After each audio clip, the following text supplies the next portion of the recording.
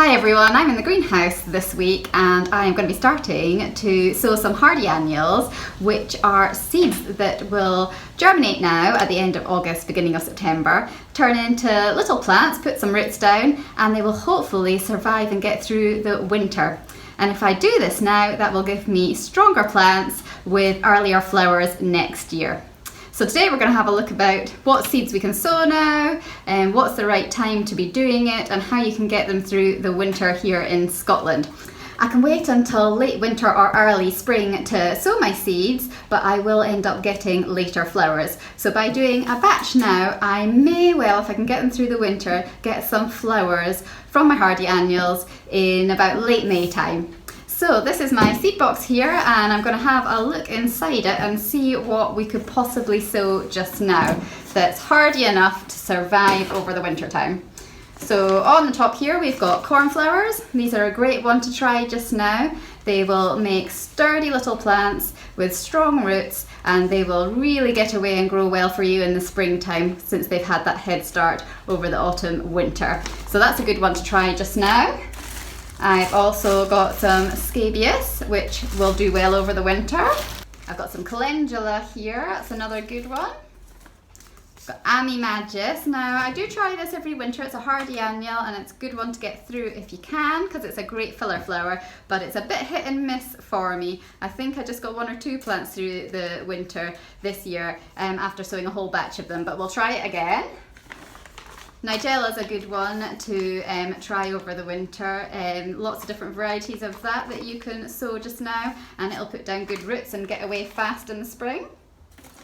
One that did really well for me last winter was Gypsophila Convent Garden. That is the earliest I've ever had Gypsophila flowering this year and it really did survive well over the winter, so I was really chuffed with that one. Snapdragons, they're another one that are good to try just now. And I've got corn cockles here. And this one is Buplerium, that's a really good one. And other ones in here that I have are Daucus, that's a good one to try just now as well. That'll get through the winter really well for you. In this tub over here I have got some larkspur seed packets, I think, if we have a look. Yep. There we are, I've got some larkspur and this is a great one to start off just now as well. You get really nice strong big plants which will get away fairly quickly in the springtime if you sow them now. And the best thing to do with larkspur seeds is to pop them into the fridge in their seed packets like this for a couple of weeks before you sow them. And they like to be chilled, they like cold conditions before they get sown. So have a shot at trying that and you might find that your germination rates for larkspur are a little bit better. After the 2 weeks, just take them back out of the fridge and then sow them as normal and they should get away for you then.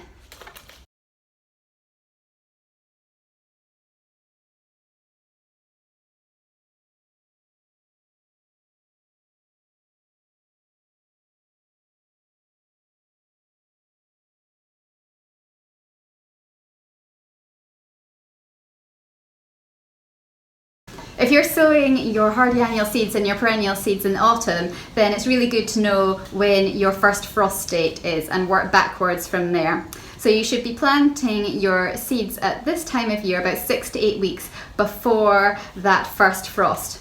And I've recorded it for the last few years and it's actually quite wildly differed when it's been in Peebles in Scotland. So I have had 21st of September, really early first frost a couple of years ago, and then I've had later first frost which have been as late as 29th of October, so there's quite a few weeks difference there. Last year it was an early one again, I think it was the 26th of September last year was our first frost, so it does vary from year to year. What I would work out for about myself is that I could start sowing hardy annual seeds anywhere from the very end of July, beginning of August, right through to the second week in September. But after the second week in September, I think it's getting too late for me to be thinking about starting. I really want to have got them going. I often think a good way to keep it in my mind is that as soon as the kids have gone back to school, around about the 16th of August every year, that is a good time for me to get sowing my seeds. I'm a little bit later this year because I've got carried away doing wedding flowers and doing a lot of work out on the flower patches, so I'm playing a bit of catch up now. I'll get away with it though, because I'm going to keep everything inside. I'm not going to plant it out.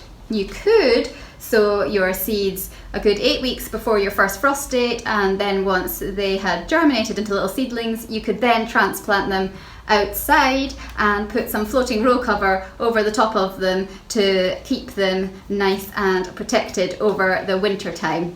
But I found when I do that I don't get very many survivors. So what I'm going to do is I'm going to sow my seeds here in the greenhouse, and then I'm going to prick them out and pot them on and just keep them under cover in the greenhouse for the winter, where I can control the conditions a little bit more easily.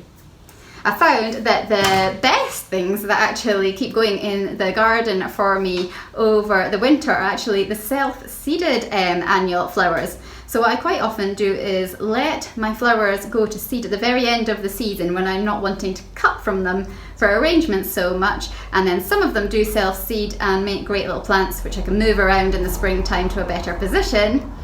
Or I can also save the seed and I use it for sowing in here. It's great to collect your own seed, and hopefully we'll do a video on that in the coming weeks as well.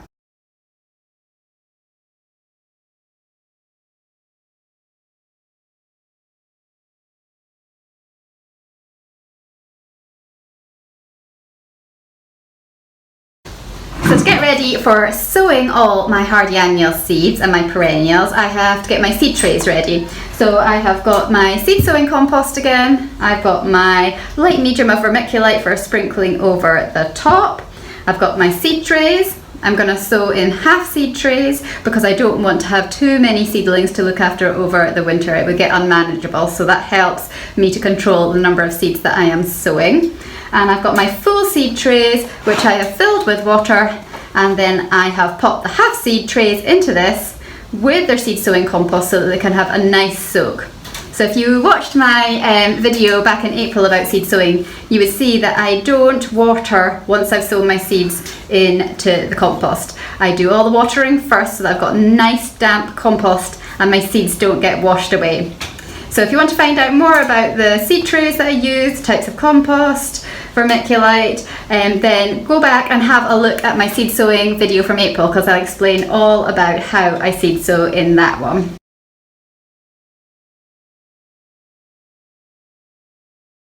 So calendula, let's have a shot with this. This one always survives very well for me over the winter time. It's a nice easy one to sow because the seeds are quite large. First thing I'm going to do is write on my plant label.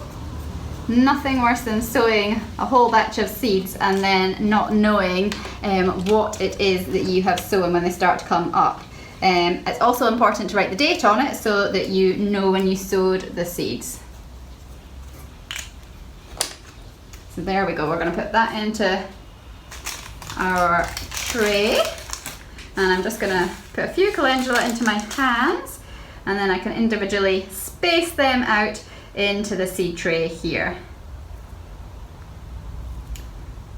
And I'll just do enough that I can cope with the plants next year. So I might not fill a whole half seed tray with these. I might decide that I'm going to sow a different type of seed in there, and that's when it's really important to be labeling so that you know if you've got more than one plant in a seed tray, then you'll be able to recognize and know what it is.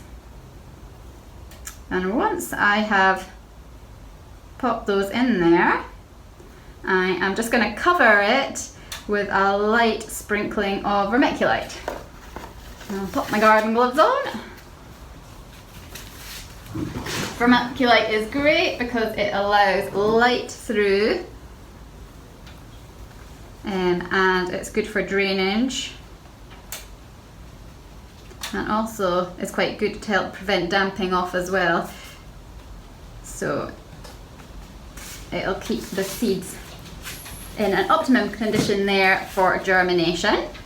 And at the moment the light levels are still quite good. We're starting to lose a little bit of light in the evenings. It's getting dark by about 9 o'clock just now, and it's slightly darker in the mornings if it's not such a nice day, but good enough light levels to hopefully get these seeds germinating and get going. Right, what other ones can we find in here? Just now we've got some Nigella here.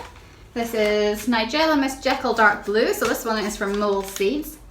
I use a few different seed suppliers for my seeds. I use moles, I use Seedaholic, I use Chiltern seeds, Plants of Distinction, Higgledy Garden, lots of different seed suppliers. So this is another really good one to sow at this time of year because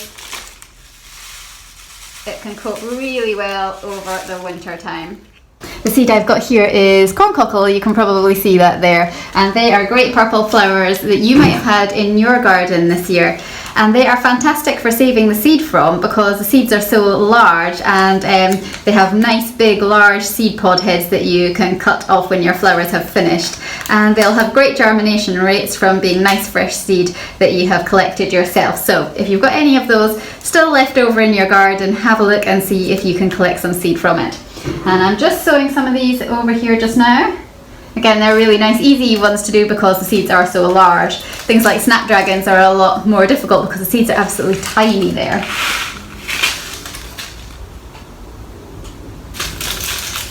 Corncockles, like my cornflowers, are probably some of the easiest ones that I find to get through the winter here in Scotland. Some of the more tricky ones are definitely things like the Ami Magus.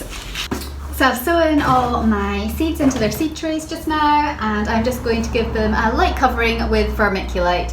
If you haven't got any vermiculite, then you can use your seed sowing compost and just put a thin layer of that on the top of your seeds. One of the seeds here I'm not going to put anything on top of, which is Bucklerium, because it likes light to germinate. So I've managed to find my humidity domes now, so I'll pop them over the top of our seed trays, and this will just give them a nice warm environment in which to germinate but still allow lots of light through. So I'll just pop these on. As soon as they've germinated, I'll lift these off to prevent damping from happening. There we go, so those are on there. If you've got any questions about sowing seeds in the autumn for earlier flowers next spring, do just leave them in the comment section below the video and I'll see if I can help you out with them. It's definitely worth having a go with these if you haven't done it already, because you will get earlier flowers next year. Of course, we never know what kind of winter we're going to get, and sometimes you do run the risk of losing some of the seeds that you have sown and the seedlings that have come as a result. But the benefits and what you get out of it, if you can get them through the winter, really make it worth having a go. And we'll come back and we'll check over these seeds and how fast they're germinating and what to do with them so that you can get them in the best shape possible for the winter ahead.